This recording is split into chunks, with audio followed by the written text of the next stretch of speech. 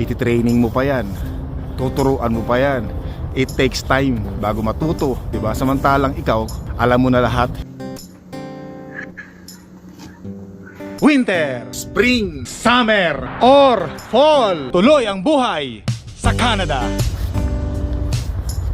October 16, 2023 ngayong araw na to. Lakad-lakad muna tayo.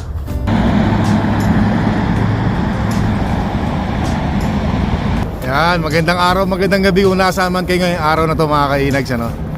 Wow, napaaga ako ng gising ngayon, grabe. Kasi si Saya, yung aso nating maliit mga kainags, ano? Sa basement yun, no? Sa basement natutulog yun. Hinihiwalay namin si Sayo at si Saya, yung ating mga aso. Maagang gumising yung ating panganay na prinsesa.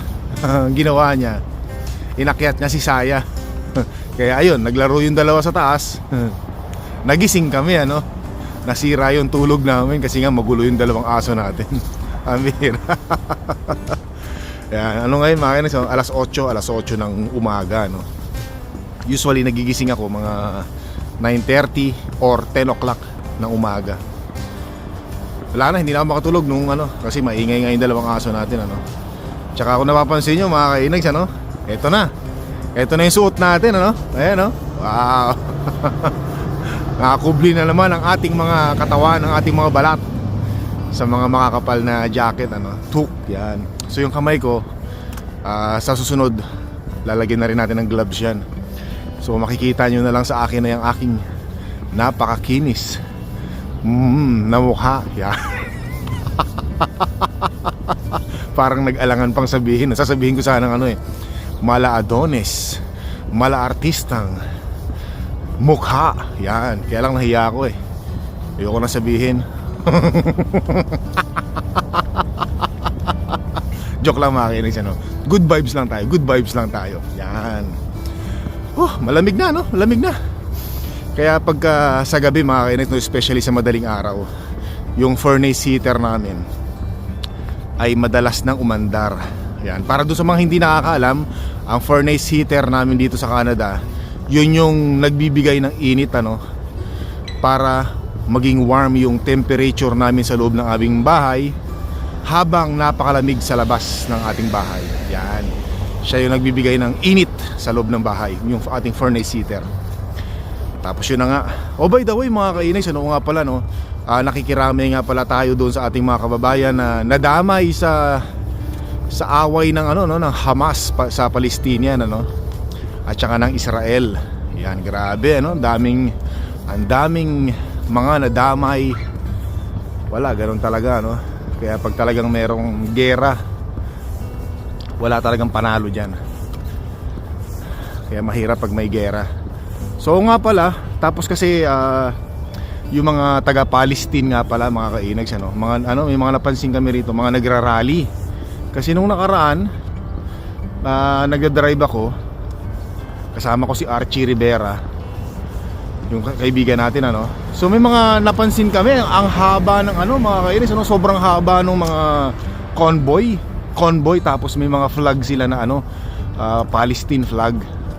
Parang nagrarally yata sila. So hindi rin lang dito sa Canada, alam ko na nagrarally sila, no. Nagrarally rin sila sa ibang bansa, sa ibang lugar. Hindi ko alam kung bakit sila nagrarally, ano. Siguro baka kasi ang balita ko, tumulong ang Canada, ang Canadian government at ang US sa Israel. Yan, parang sumusuporta sila dyan. Kaya ang nangyari, siguro parang yung Palestine ay nagre-request na huwag sigurong makialam or tulungan na lang na itigil yung gera. Parang ganun mga kainags, ano. Yun yung tingin ko. Kaya siguro sila nagrarally. Yan, ganun talaga. Sana matapos na, no? Sana matapos na. Tapos ano nga pala, syempre pag may mga ganyang gera mga kainags, ano, doon sa mga hindi nakakaalam, pag may mga ganyang gera, ang Canada kasi isa yan sa mga tumutulong doon sa mga civilian, sa mga naiipit sa gulo. Yan, katulad yung mga Syria, ganyan, mga civilian na ipit sa gulo, especially mga family. Ano yan, binibigyan ng program ng Canada mga kainags. Yung program na yun yung tinatawag na ano yung anong tawag doon? Yung kukup-kupin sila ng Canada. Ano nang tawag doon? Nawala kanina, kanina nasa isip ko no. Humanitarian, yan, parang ganoon. Tama ba ako? Humanitarian, parang kukunin ka ng Canada, bibigyan ka ng bahay, bibigyan ka ng allowance, mga anak mo rin pag-aaralin, bibigyan kayo ng suporta para mabuhay kayo rito sa Canada. Pero alam ko merong limit yan, ano? Merong limit yung pagtulong sa iyo ng Canada hanggang sa makakuha ka ng trabaho, yan. Kaya mo nang tumusto sa pagkuha ng bahay, pagbayad ng renta, yan, pagbili ng pagkain, yan. So yun yung humanitarian program. Kukunin ng Canada. Parang hindi ko alam kung ilang taon o ilang buwan o maybe siguro taon na susuportahan ng Canada yung mga humanitarian na kinuha nila. So syempre yung gagamitin sa kanila mga kainags, yung gagamitin na pera sa kanila, ano yun sa atin yun, yung mga sa galing sa tax natin. Yan, tax natin yun, parang yun ang gagamitin para mabigyan ng ayuda yung mga humanitarian. Yan, so tutulungan nila yon. Libre bahay. Alam ko pwede kayong mag-comment mga kainags, pwede kayong mag-comment sa sinasabi ko about sa humanitarian, kasi ang pagkakarinig ko at ang pagkakaalam ko, pagka kinuha ka ng Canada under a humanitarian program, bibigyan ka nila ng bahay, libre, yan, gano'n. Yung mga nabanggit ko nga. Tapos hanggang sa maging permanent residence ka, hanggang maging Canadian citizen ka, yan, dito ka na. Pero hindi ko, basta alam ko may limit yung pagtulong nila, no? May limit, yun ang pagkakaalam ko. Yun, kaya, o nga pala, no? Total, yan na rin naman na pag-usapan natin. Kaya dati mga kainags, nung naalala ko, nung contract worker ako, di ba hirap na hirap kami rito makapag-apply. Hindi naman lahat, no? Isa ako doon sa mga hirap na makapag-apply ng permanent residence dito sa Canada, di ba? Doon sa mga nakakaalam, alam niyo yan. Tapos meron kaming mababalitaan na may mga humanitarian na dinala sa Canada na libre lahat, di ba? Bibigyan ng lahat-lahat, ganyan. Tapos bibigyan ng pagkakataon na makapag-apply ng permanent residency. Kasi pagka humanitarian ka, pagkakaalam ko, eligible ka na mag-apply ng permanent residence mga kainags, So yun parang yun yung naging issue sa amin dati, pero wala kaming hinanakit sa mga nag-apply ng humanitarian. Kumbaga parang nagkaroon lang kami ng hinanakit. Hindi naman hinanakit, siguro tampo ganyan sa Canadian government nung araw, Kasi nga kami mga contract worker mga kainags, nandito na kami sa Canada. Nandito na kami, nagtatrabaho na kami, may trabaho kami, nagbabayad kami ng tax dito sa Canada. Tapos ang tagal na namin dito, di ba? Bakit pinapahirapan pa nila kami na mag-apply ng permanent residence, di ba? Nagets niyo ba ako? Samantalang yung iba, wala naman dito, hindi pa naman nagbabayad ng tax ng Canada. Siyempre kami, contract worker, nakakapag-contribute na kami ng tax dito mga kainags, di ba?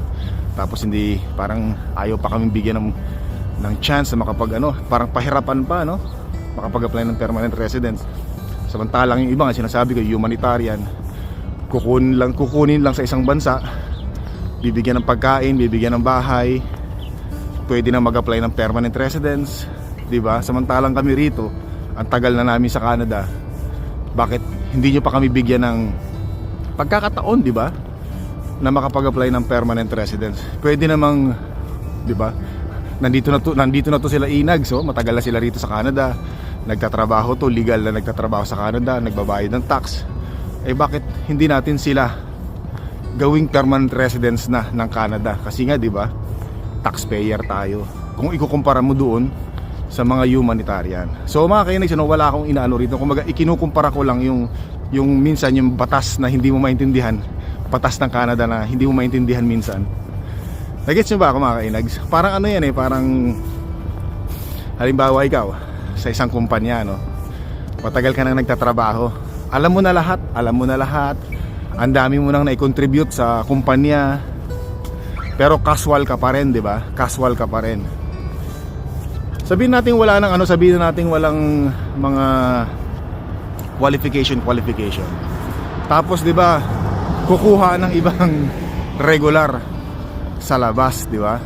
Syempre pag kumuha ng regular yan na empleyado sa labas, iti-training mo pa yan, tuturuan mo pa yan. It takes time bago matuto, 'di ba? Samantalang ikaw, casual ka, alam mo na lahat, hindi ka na kailangang turuan, hindi ka na kailangang, 'di ba, kung ano-ano pa. O, siguro depende, baka mayroong attitude problem, baka ganyan, baka ayaw ka hire, ganyan. Pero kung ang pag-uusapan naman natin is yung contribution, yung alam mo na, yung hindi ka na i-training, 'di ba? Bakit hindi na lang ikaw yung bigyan ng chance kaysa kumuha pa sa iba ng empleyado, 'di ba? Bakit hindi na lang ikaw? Parang ganun yung sinasabi ko, ano? Parang ganun yung sinasabi ko, mga kainags. Pero awa naman ng Diyos, nakalusot naman tayo, no? Nakalusot naman tayo. Yun lang yung nababanggit ko. Kaya yung iba nag-a-apply ng humanitarian dito. Humanitarian program. Kasi madali yun eh. Alam ko, ayan, pwede kayo mag-comment, mga kainags, ano? Appreciate your comment. Habang maganda pa yung mga nakikita natin, mga kainags, ano? Ganda, no? Mga dahon, ano? Nako, sa ano nga pala, sa Sunday, mga kainags, itong linggo na to, itong linggong darating na to, nako, parang babagsak na ng snow, no? Ewan ko lang, no? Kasi nakalagay sa forecast babagsak na raw ang snow. Madaling araw. Yan. Tawid muna tayo. Yan, sa madaling araw babagsak na yung snow sa sa Sunday. Pero mukhang sandali lang yata, parang magpaparamdam lang, parang gano'n. Paramdam lang. Pakurot lang ba? Pakurot. Grabe. So uwi na muna tayo, mga kainags, ano? Yan. Dito na tayo sa bahay, mga kainags, ano? Tapos yung mga basura natin na yan, tatapon ko na yan this week habang hindi pa bumabagsak yung mga snow, para malinis na dito, mga kainags, ano? Yan, ito ayusin ko na rin. Ito baka isandal ko na lang din dyan yan, no? Itong higaan na yan. Yan, pero itong mga to, tapon na natin yan this week. Yan, tapos ito yung dalawa. Nagtatago si Saya doon, no? Kasi nagsiselo si Sayon Or baka naglalaro yung dalawa. Hoy, huwag kayong mag-away, ha. Sayon, huwag mo awayin si Saya, ha. Magko-coffee muna ako, ha. Yan. Pasok muna tayo sa loob, mga kainags, ng coffee muna tayo kasi pantanggal ng ng lamig. Yan, nagtanggal na ako ng tuk. Sayon, huwag mo inaaway si Saya, ha. Ikaw talaga, ay, huwag mo inaaway. Ikaw talaga, mbira ka. Ikaw, Saya, halika na, pasok na sa loob. Sayon. Ikaw talaga, pag lumaki yan si Saya, daganan ka niyan, mas malaki pa sa'yo yan. Si Sayon, nagsiselos to si Sayon Hey! Mais ka dyan. Tara, let's go. Hey!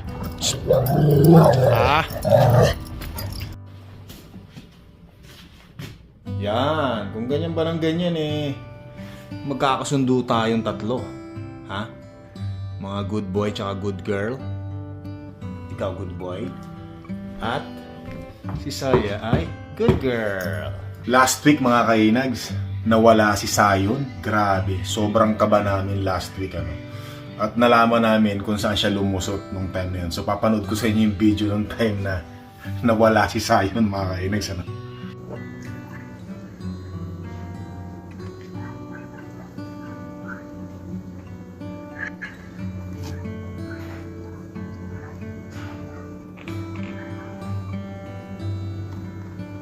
Dito lumusot si Sayon, mga kainags, Tama nga yung hinala natin ng mga nakaraang vlog natin, ano, na dapat dito siya lumusot. Kasi kung napapansin nyo, yung bola nandun na sa labas.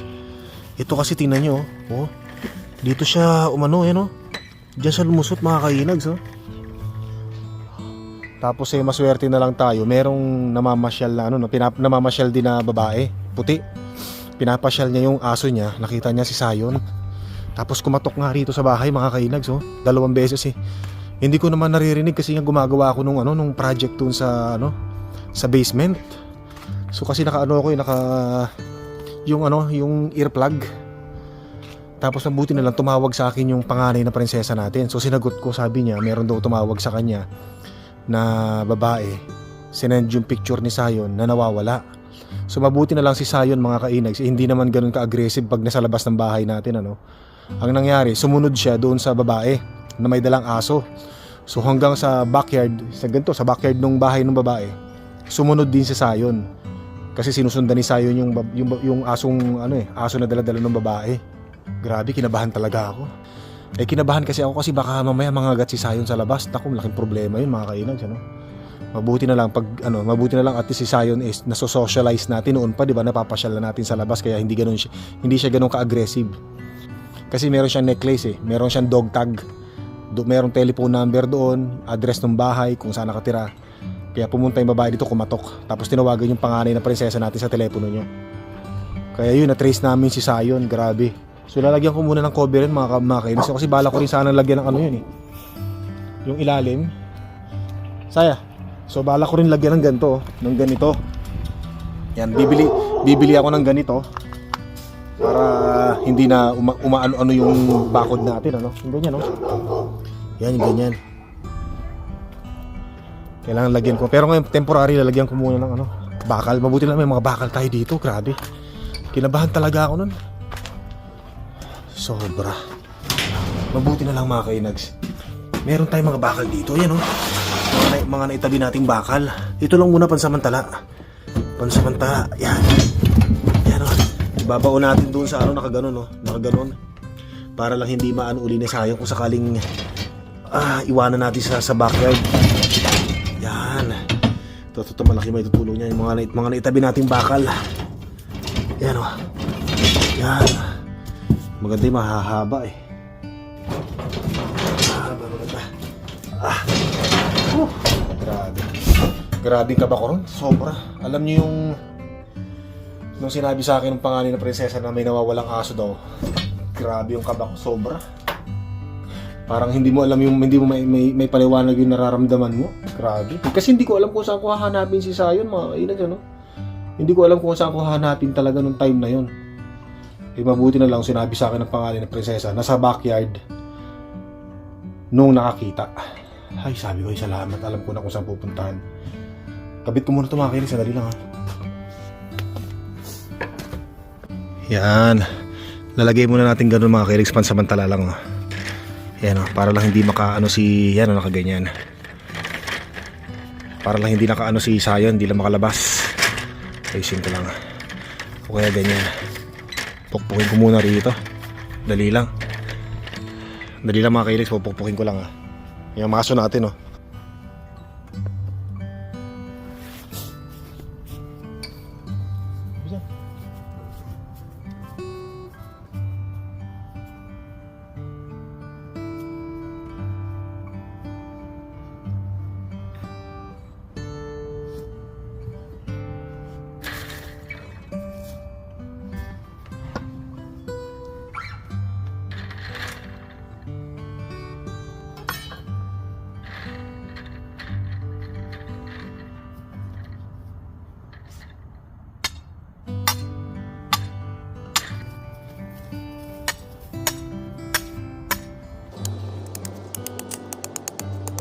So ito na mga kainags nalagyan na natin ng kahit pa paano hindi na siya lumulundo hindi na siya lumuluwag pagka inuno rito. Papansin nyo temporary lang yan. Lalagyan natin dito ng bakal sa ilalim. Tapos kung hindi pa mag-i-snow, lalagyan natin ng semento rito. So, pero titingnan ko pa rin yung mga ibang mga rito. Okay na. Pero hahanapin ko pa rin. Baka meron pang ibang doon nga siya lumusot mga kainags kasi tingnan nyo, binabalikan niya Binabalikan niya kung saan siya lumusot Diyan ka ba lumusot? Ha? So dito siya lumusot talaga binabalikan niya grabe. So hindi ko alam kung sigurado iiyak kami nito mga kainis pagka hindi namin nakita si Sayon Grabe. Saan lumusot? Bira kang aso ka. Kinabahan talaga ako nung grabe. Sobra.